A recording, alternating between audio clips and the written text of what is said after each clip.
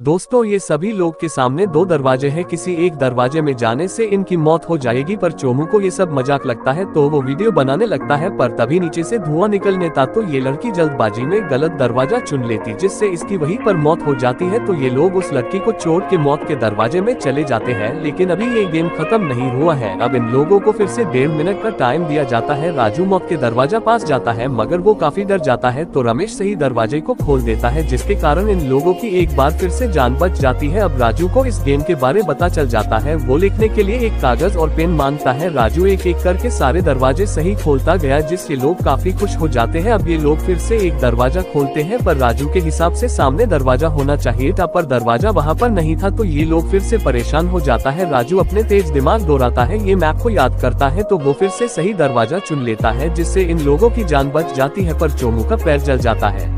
अब ये लोग गेम के बारे में बात कर रहे थे, तभी चोमू के पैर में दर्द होने लगता है। रात को रमेश और राजू डॉक्टर को ढूंढने का प्लान बनाते हैं तो वो दोनों एक बड़ी सी इमारत में आ जाते, जहां इनकी तरह बहुत सारे लोग गेम में फंसे थे। अब इन लोगों को 20 मिनट का समय दिया जाता है। बॉम्ब का समय अब शुरू हो जाता है। इन लोगों को एक सेफ जगह ढूंढनी होगी, तभी ये लोग बच सकते हैं। ये सभी लोग इमारत के ऊपर चले जाते हैं, पर एक घोड़ा सीढ़ी से ऊपर आ रहा था। तभी इन लोगों को गोली की आवाज सुनाई देती है तो ये लोग ऊपर देखने जाते हैं तो बूढ़े को किसी ने मार दिया था। तो राजू चुपके से देखने जाता है, पर इंसानी घोड़ा राजू को देख लेता है तो उन लोगों पर भी हमला कर देता है। ये लोग जैसे तैसे वहाँ से भाग जाते हैं, पर एक तरफ चोमू टीना के साथ घपाघप कर रहा था। अब फिर से उस इमारत को दिखाया जाता है। वहाँ पर घोड़े के सिर वाला अजीब आदमी सभी इंसान को मार रहा था। राजू ये देखकर काफी डर जाता है। अगामो घोड़े के सिर वाला आदमी को देख लेता है तो वो बैक कर सभी को उसकी लोकेशन बता देता। तो बाकी बच्चे लोग भी एक दूसरे को उस आदमी की लोकेशन बताने लगते, पर एक लड़की भाग के आती तो वो दादी वहाँ से भागने को कहती, मगर वहाँ से वही घोड़े के सिर वाला आदमी आ जाता है। लड़की तो वहाँ से भाग जाती है, पर ये दरिंदा दादी को मार देता है। रामू ये सब देख रहा, पर उसे कुछ भी फर्क नहीं पड़ता। इन लोगों के पास अब बस 8 मिनट बचा है। अब टोपी वाला आदमी सही दरवाजे जे को खोलने जाता है, मगर वो घोड़ा ऊपर से उस पर गोली चलाने लगता है। राजू जैसे तैसे करके उसे वहाँ से ले जाता है। अब रमेश और राजू के सामने बाहुबली आ जाता है तो वो रमेश को एक हथियार देता है और ये लड़की भी इन लोगों के साथ देने आ जाती है। अब बाहुबली और रमेश इस चोमू को बकरा बनाते हैं और उस घोड़े को बुलाने को कहते हैं। तभी वो घोड़ा वहाँ पर आ जाता है तो वो चोमू को मार देता है। पिछले पार्ट में हमने देखा कि चोमू को घोड़ा मार देता है। अब वो घोड़े के सिर वाला आदमी रमेश के नजदीक आ जाता है। घोड़ा रमेश को देख लेता तो रमेश आग बुझाने वाले यंत्र से उस पर गैस छिड़क देता है तो घोड़े के सिर वाला आदमी वहाँ गोली चलाने लगता। जब वो गन को रिलोड करता तो रमेश उस घोड़े पर हमला कर देता, पर घोड़े को कुछ नहीं होता। घोड़ा रमेश को लात मार देता तो रमेश दीवार पर टकराता है। तभी बाहुबली घोड़े पर हमला कर देता, पर घोड़ा बाहुबली को मारने लगता है। रमेश पीछे से घोड़े पर चाकू से हमला कर देता है। घोड़ा फिर से राजू को दूर फेंक देता है और लंबा चाकू निकलता है। रमेश बचने की कोशिश करता, मगर एक हमला रमेश को लग जाता तो बाहुबली घोड़े को लात मारकर दूर फेंक देता। एक तरफ राजू को याद आता कि घोड़े ने ऊपर से ही उस आदमी पर हमला किया था दरवाजे, तो वो समझ जाता है कि वही सही दरवाजा था तो वो वहाँ चला जाता है। रामू भी वहाँ आ जाता है। रामू को पहले से ही पता था तो वो जल्दी से दरवाजे को खोल देता, पर उन पर एक घोड़ा गोली चलाने लगता, पर रामू उससे कट लगाता है तो वो घोड़ा गिर जाता है। मगर वो फिर से गोली चलाने लगता तो रामू बाहर चला जाता, मगर राजू एक कमरे में घुस जाता है, पर घोड़ा भी वहाँ आ जाता है और राजू को पकड़ लेता है। राजू हेल्प महता है तो मीना वहाँ पर आ जाती है और रामू कट देने वाला यंत्र फेंकता तो मीना घोड़े को कट मार देती है और वो दोनों रेड बटन को एक साथ दबाते तो वो सभी लोग गेम को जीत जाते हैं। पर इन घोड़े के नकाब इस एपिसोड में हमें दिखाया जाता है कि आरिसु और रमेश घर पे वापस आ जाते हैं। आरिसु गेम के बारे में बात कर रहा था तो रमेश उसे एक रेडियो दिखाता है जो वो वहाँ से लेके आया था। अब रात को वो सभी लोग एक नया गेम खेलने के लिए अजीब जगह पर चले जाते हैं, जहाँ टेबल पर ढेर सारे हथियार और डिजिटल हेलमेट रखे थे। ये चारों हेलमेट को पहन लेते हैं, जिसमें किसी भी व्यक्ति का नाम दिख जाता है। इन लोगों के पास 15 मिनट का वक्त होता है। चोमू भेड़िया था तो चोमू को लगता है वो मर जाएगा, इसीलिए वो हेलमेट को निकालने की कोशिश करता, मगर आरिसु उसे रोकने लगता तो भेड़िया का निशान उस पर चला जाता और जैसे ही रमेश आरिसु की तरफ देखता वो भेड़िए का निशान उस पर चला जाता है। अब मीना को गेम के बारे में पता चल जाता है तो वो रमेश का ध्यान अपनी ओर खींच लेती है, जिससे भेड़िए का निशान उस पर चल जाता है तो वो वहाँ से भाग जाती है। रमेश भी उसका पीछा करने लगता है। मीना ये पे आके छिप जाती है। रमेश भी वहाँ पर आ जाता, मगर उसे मीना नहीं दिखती तो चोमू भी उन लोगों का पीछा करके वहाँ आ जाता है और एक तरफ रमेश ने मीना को पकड़ लिया था। रमेश मीना को मार के दूर फेंक देता है और भेड़िए का निशान लेके भागने लगता, मगर वो गिर जाता। तभी वहाँ पर आरिसु आजता रमेश उसकी ओर देख लेता, जिससे निशान उस पर चला जाता तो आरिसु वहाँ से चला जाता तो मीना उसका पीछा करने लगती। चोमू ये बैठकर भगवान से माफी मांग लेता है क्योंकि वो मरने वाला था। तभी मीना वहाँ पर आ जाती है। चोमू मीना को पकड़ लेता है। यहाँ पर आरिसु हेलमेट को खोलने की कोशिश कर रहा था, मगर ये नहीं खुलता तो वो अंत में वो हार मानकर रोने लगता। समय बहुत कम था तो रमेश और चोमू अपने आखिरी वक्त में साथ बिताया हुआ पल याद को करने लगते। अब आरिसु को रमेश दिख जाता, मगर उसके सामने उसकी मौत हो जाती तो वो बहुत ज्यादा रोने लगता।